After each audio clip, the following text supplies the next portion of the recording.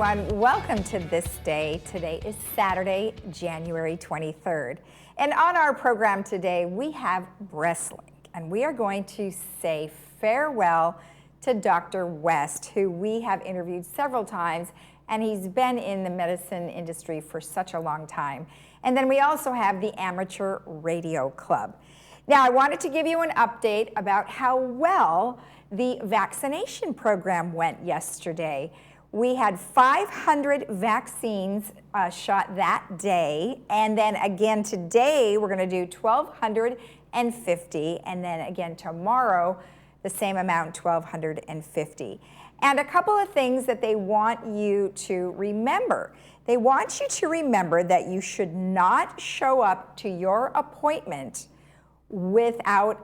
don't show up without an appointment. And also, please remember, don't come if you have been exposed to COVID-19, if you've had COVID-19 recently, or if you in fact are suffering with symptoms of COVID-19. So you have to remember to do that. Also, please do not call resident services. Please call our hotline, and we'll show you in just a little bit that number for you to reach out to. Now, of course, if you wanted to get vaccinated outside of the village, you could always go to Othena, and that's OTHENA.com, and you will be able to register on that website for one of the super pods. And starting today, actually, you would be able to register for either Disneyland or Soka University. So there's two different super pods. Now, I know it's been very frustrating in trying to get through to that website, as well as being patient with the village vaccination program. So, of course, you have to be patient in both cases because there's so many people who really are of the age 65 and older for outside of the village and 75 and older for those who live in the village. So I think patience is the name of the game, just like we've been patient with us living in our current situations for the last year. So the good news is that the vaccinations are being distributed as quickly as possible, and everyone will be vaccinated hopefully over the next couple of months. So stay tuned right here and we'll be able to give you all of that information. Now, you see on the screen we have the occovid19.ochealthinfo.com, and that's where you get all of vaccination information. And then, as I mentioned, Othena.com is where you will be able to register for outside of the village. Okay, there is the hotline, 949-594-2533. And that hotline will be able to answer your questions on the vaccines themselves, as well as what to do for you registering to get your vaccine as well. Please do not call resident services, as we've mentioned before. Okay, let's take a look at our weather. Boy, rain, rain, and more rain. It is definitely showering, and it's going to continue through the next couple of days. Today we are looking at a high of 57, low 45. Tomorrow, PM showers again, 60, 49, and then Monday, breezy with showers as well. 53, 43. And if you are traveling, you are going to be heading, if you're heading to Mammoth or if you're heading to Big Bear, it's going to be chilly.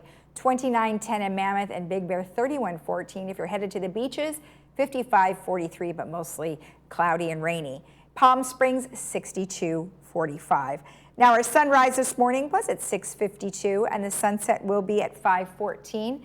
And thank you to someone new sending in a picture, Helena DeTore. Thank you so much. That was a lovely picture of the tree. And if you have a great picture, want to send it in, just send it to Laguna Woods Village TV@gmail.com. All right, when we come back, we will have Breastlink with Dr. West.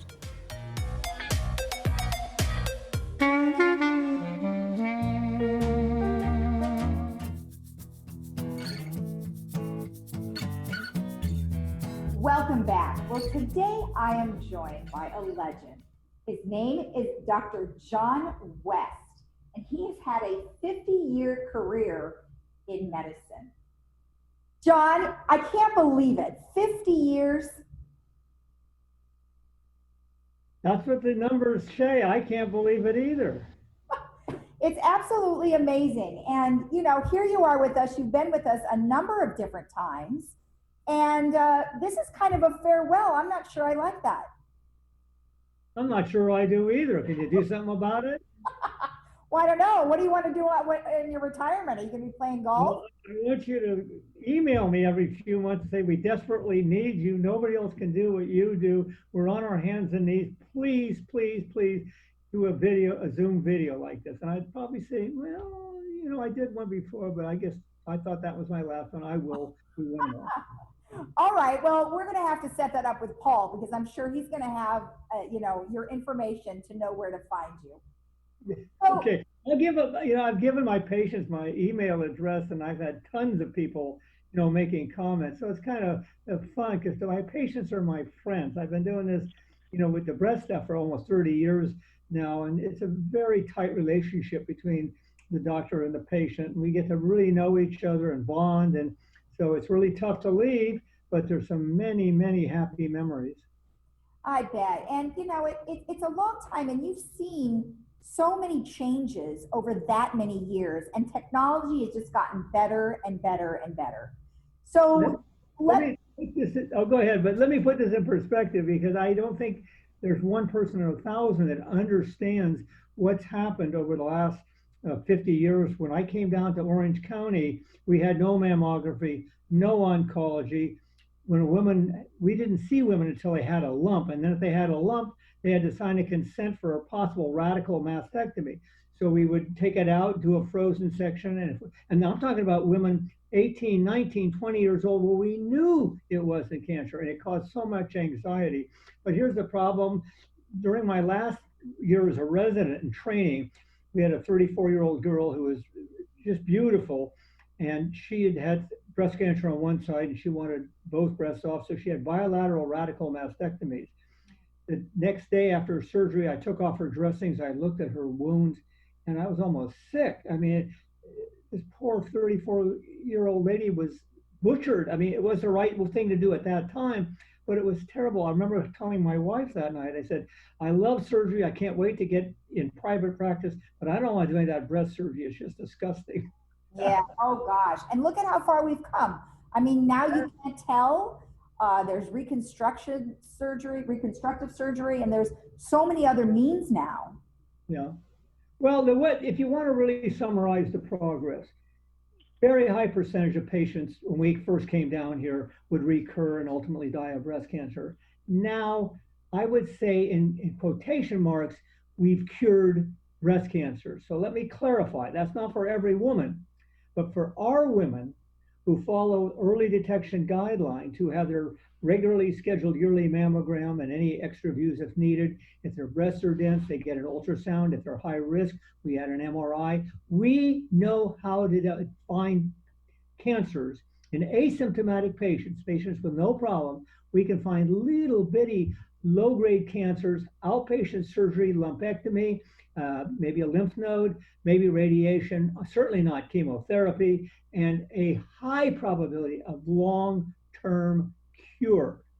But the problem is so many women don't follow these, or they don't get reminded by the doctor.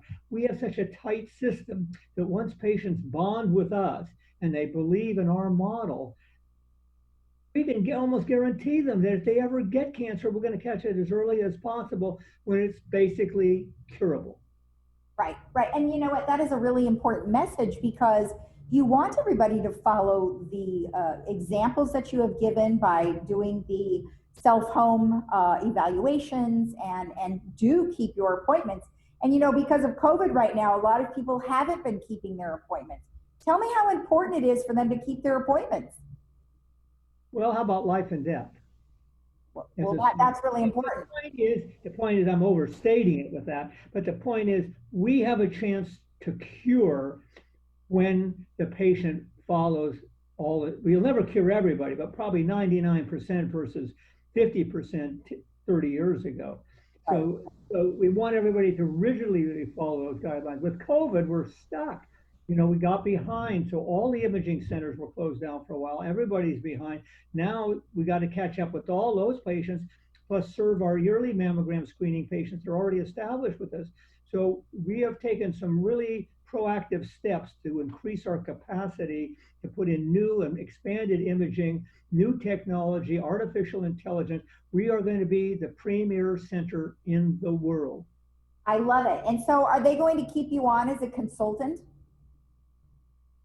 Well, yeah, if there's a need for me, they have my, my phone number, my cell number, etc. So if they have questions, I'd be excited. I would like to have them call me and participate in big picture kind of issues like long-term planning and getting the word out, because we've got to convince women to follow these guidelines. So many doctors are so busy now, they barely even talk about screening mammograms and the issue of density and the issue of who's high risk in these genetic testing. These are big issues for every woman. Half of all women have dense breasts. That means half of all women are increased risk for breast cancer compared to the other half that has primarily fatty breasts. So the dense breasts are all mostly white, and little bitty cancers can hide in there. But if we can get these women to come in and see us directly rather than wait for a referral from a primary doctor or whatever, get in our pattern of follow-up, we can give them really good news. Excellent. Now, you wrote a book way back when, Prevent, Survive, and Thrive. And, this is a great book for anyone to read. I tried to make it a fun read because it goes back to the history when I was in surgical training, and then it starts when I went to Orange County. I'm the one that started the regional trauma system, the first in the nation right here in Orange County. We now have one of the top organized trauma systems in the nation, and it's working extremely well. So I'm extremely proud of that, and that's mentioned in the book. But the key, of course, is on breast cancer, early detection, support, the importance of hope, and then all some of these subtle things that women don't know what to do. They get a diagnosis of lobular cancer or atypia, or so many of these diagnoses that are just a little not the same as regular invasive breast cancer, and they need explanations. And there it is, right at your fingertips. Anything you want to know from a practical point of view about diagnosing, treating, screening, whatever it takes to make this thing work, the answers are all right there in the book. Unfortunately, like most bestsellers, it's sold out. But I'm kidding. That wasn't. But it is sold out now. But you can go to Google search or Amazon and get used copies. And once in a while, somebody will have a new copy. I've searched it a couple of times recently because we're running so low on books. But at any rate, it's a great book, and really, it should have received a Nobel Prize. Well, maybe you'll get one after your retirement. I'm waiting. Well, we have your email. Submit my name. We know where to find you, evidently. So, Dr. West, what's next for you? I mean, are you going to find an island? Well, I think you mean immediately next, not next a few years from now, but we're moving to North Carolina because my grandchildren are there now. And so I want to be close to my grandkids, but we're going to keep our house in Orange County. And so, we'll come here, a couple of weeks in the winter, a couple of weeks in the summer, and, kind of whenever necessary. But I love where we live in Orange County. I think it's the best place to live in the world. And I hope North Carolina is the second best in the world. Well, it should be, because you have your family there. So that's awesome that you're going to be able to see them so much. Now, you have two folks who are going to be replacing you. You have Dr. Bonev and Dr. Tung. What are some advice for them? Well, first of all, realize that you have the opportunity of a lifetime. This is an established program with a vision for the future. It is the dream job for any young trained breast surgeon. And we didn't just pick any young trained breast surgeon.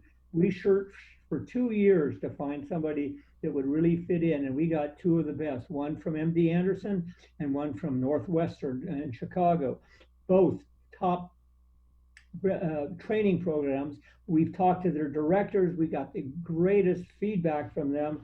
And I've now worked with both of them, and they're just wonderful people. They're as enthusiastic as I am. I'm totally confident that they'll not only keep up the tradition, but they're going to expand the vision. Well, we're going to be interviewing them shortly, so they've got some big shoes to fill. I have small feet, so I don't know who you're talking about. Well, you are going to be greatly missed. I wish you well on your new endeavors and happy retirement to you. Thank you very much. I think it's going to be a happy retirement. I actually am ready to retire. I'm looking forward to it. The stress level was kind of getting to me, and now I can relax, I can work out, and I can watch my grandkids grow up. It doesn't get any better than that. That's great. Well, thank you so much, and we wish you well. Thank you. And we'll be right back after this.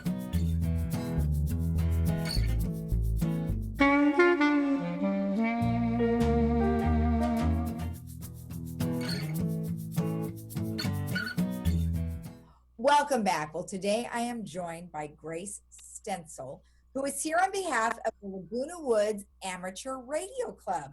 Well, Grace, nice to see you again. It's been almost a year. How are you? I'm doing very well, and I want to thank you for inviting me onto this show. And I always am happy to give a plug for our radio club because I'm proud to be a member of it. So, well, good. Yeah, you know, we had you on some time ago when we had Tim Moy, and we were talking about, you know, captains and emergency. But beyond that, which we'll touch on, but beyond that, let's talk about how the club was formed. well, you know, our club was formed way back in the early 70s, and it originally was just a social club. And it has developed into not just the social or casual radio communications, but it has also gone into emergency procedure radio communications, which we really believe in strongly and work very hard at. Well, and it's really great to have it, especially if, you know, all of our electricity goes down, our communication, cell phones, and things like that. Yes. So it's good that there's people around. You know, we haven't completely converted. Yes, and by the way, Lisa, we're also, I wanted to mention that we are the only club that is mentioned in the Laguna Woods Village Disaster Preparedness Emergency Plan. So we work very directly with security and the disaster plans. Yeah, that's awesome. You know, amateur radio, you know, are we talking about ham radios or what are we actually talking about? We're talking about ham radios, not walkie-talkies, not cans and strings, just ham radios that use the airwaves. Okay. To communicate. What a ham radio is. Like, what is it made up of? Made up of radios, wires, antennas. Okay. Let's see. Oh, antennas. See, when I look at that, I'm thinking that's a walkie-talkie. That is, I know, and a lot of people confuse it, but walkie-talkies are very limited on distance. So you might not be able to go beyond 2 miles to talk to someone. This, not this particular one, but I have several radios. We can talk around the world. Well, obviously, we've been all cooped up in our homes for the last year. And, you know, what a plus for you, because not only can you use your Zoom, but you can use your radios too. That's correct. When COVID struck, we went from in-person meetings to right into Zoom meetings, and we will continue doing that. I will talk about our nets, and I'll explain that later. We can do that without leaving our homes because we all have our own radios, so we can communicate without leaving our homes during an emergency or, you know, exercises and training. Right. Now, you said you talk to people all over the world with the radios. So at the time that COVID was happening, were you able to communicate with people in the other parts of the world? Oh, yes. COVID has nothing to do with the radio waves. You know, they go. Did you talk to people that were in the UK or somewhere else about how things were going? I personally cannot because I don't have the license that allows me to go that far. But we do have a few club members that are able and do talk to other countries. Yes. Oh, see, that would be a really nice plus because then you can get the information firsthand before you put it on the news.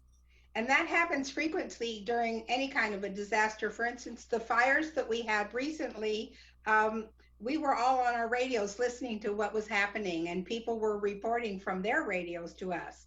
So we knew if we had to evacuate, probably before most of you would have. Oh, that's really good to know. we did have Carlos Rojas on, and we were talking about the fires. And, you know, of course, you have lots of different ways to get alerted. So it's good to know that you also could be a great source of information for everyone. Yes, and if you don't mind, I would love to show you and the audience what happens during a disaster. Okay, may I do that? It'll just take a minute. So let's say that I'm at home, it's 2:30 in the morning, and there's a pretty good sized earthquake. It wakes me up. The first thing I do as a radio operator is I check to make sure everyone in my household is safe and that the building structure is also safe. When I determine that, I then get on my radio and I check in, and I'm going to do that right now. I'm going to say, net control, this is KM6JOS, ready for assignment. KM6JOS, this is net control, deploy to Clubhouse 3 and report when operational at that location.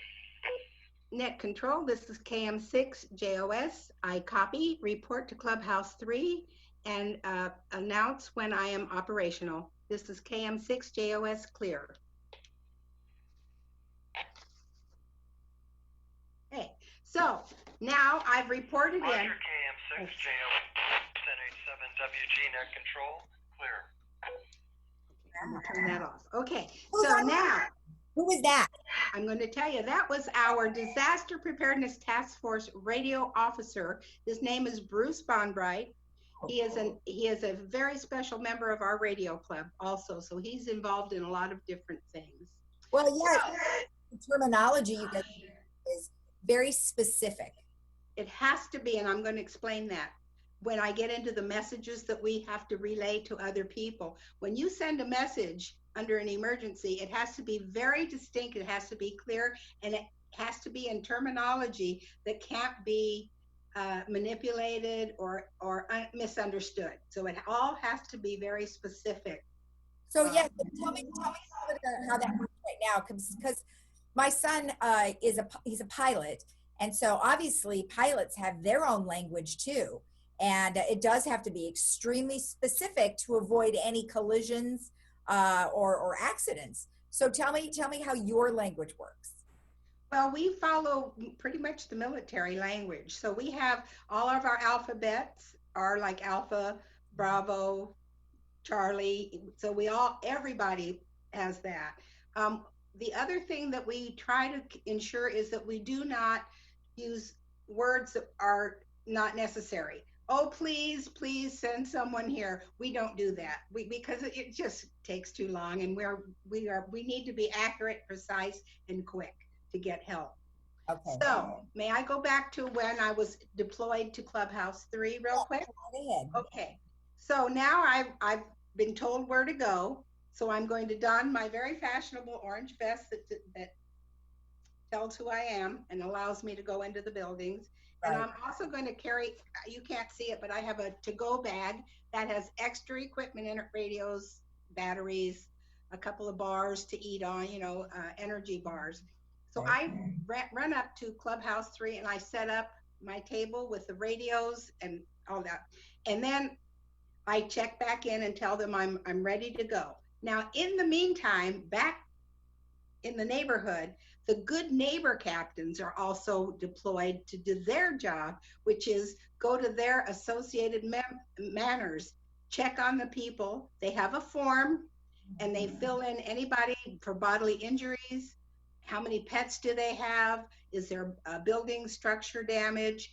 And that report is then whipped over to Clubhouse 3. I get it. I take off of the most immediate items in priority, and I relay that to the Emergency Operations Center, which is located at that point in Laguna Woods City Hall. Okay. That is supervised by the security department, but we always have 2 or 3 ham radio operators there to relay the messages from us to EOC. Oh, that's great. Let me ask you, what if you're not home? Do you carry your radio with you? Oh, most of us have radios in our cars, yes. Oh, God. And once in a while, you'll see as you're driving, you'll see a car with a little antenna sticking up off the roof or off the trunk or something. Yes. Yeah, we do. We carry them around. Well, truckers do that too, right? Is that the same kind of radio? No, those are CBs. Oh, CBs. Okay. I see. What's the difference? Well, a CB is limited. It doesn't, ours can go, you can't get in a truck and call Europe. Oh, gotcha. know, and you can't get in a truck and call Arizona.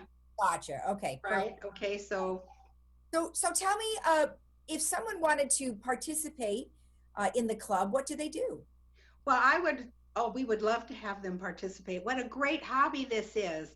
You know, it's a family hobby. This is great for grandparents with their grandchildren, or a father and their children, or a mother and her children. It's just a wonderful family hobby. And they can come to our club, go to lagunawoods.com, lagunawoodsvillage.com, scroll down to clubs, click on that, scroll down to Amateur Radio Club and click on that, and it'll give you contact information, and it'll give you a little basic of what it takes. It's not difficult. I did it. If I can do it, anyone can do it. Okay. I've only been a ham radio operator for 2 years. So if you don't have, you can still learn about it, correct? Oh, absolutely. And we have provided a place in our club for people who want to become ham operators. We call them associate members, and we help them get through the system and understand it and become technicians, which allows them to talk on the radio. Yeah, that does sound like a great idea. Something new to learn for 2021. It's a wonderful, wonderful thing. It's a hobby, but it's also very important for your community. Oh, absolutely. I mean, the more the merrier. How many do you have now? We have almost 60 people in our club. No, so that's not too bad when you consider it. You do have to have a license to talk on a ham radio. Right. So, but I would love to invite the viewers to go by Clubhouse, go by our radio room at Clubhouse 1. It's all windowed. You can look through and see all the extensive equipment we have. And that radio equipment is what allows us to communicate throughout the United States and the world. I love it. Gosh, Grace, thank you so much for the information. And you have a great new year in 2021. Well, thank you. We're certainly looking forward to it. We'd love to tell your viewers that we hope they have a very safe and healthy new year also. Thank you, Lisa, for having me. I appreciate it. You're welcome, Grace. Take care. Thank you. And we'll be right back after this.